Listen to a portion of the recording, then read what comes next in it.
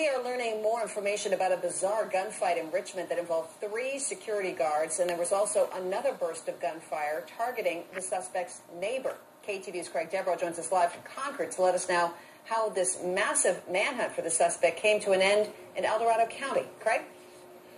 Tori, this morning we showed you a shot-up building at a housing complex in Richmond. Police say it was a disgruntled employee. Well, police say that same disgruntled employee is responsible for this at a house in Concord. Bullet hole there, bullet hole here, one here. But the most interesting scene is over here. This happened just before 10 o'clock last night. Look at the holes in the windows and the walls. Before 10 last night, and the owner of this house says a 12-year-old boy was sleeping in the room at the time. I think it's very cowardice of him. I think it's a pretty ridiculous thing to do.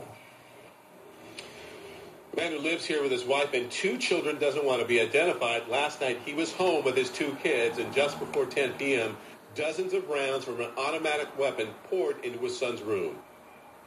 He was upset with the neighbor for some reason and decided to shoot well over 30 rounds into this house, narrowly missing a 9-year-old child. Police say 50-year-old Doran Long Jr. is not only responsible for shooting up the Concord home, but is also responsible for shooting up a building at the Crescent Park Apartments in Richmond. Long worked here as a security guard. Police say Long was sent home from the job around 6:30 last night. After allegedly shooting up his neighbor's house and some cars on the street, Long allegedly returned to work. There, police say Long started firing into the building.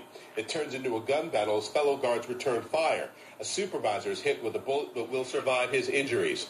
Long flees to El Dorado County but is arrested before 6 a.m. by sheriff's deputies and the CHP. They located the vehicle, a short pursuit ensued, and he was taken into custody without incident. We heard from law enforcement in El Dorado County that Long was bitten by a police dog during the arrest. He briefly went to the hospital, but then was taken to El Dorado County Jail.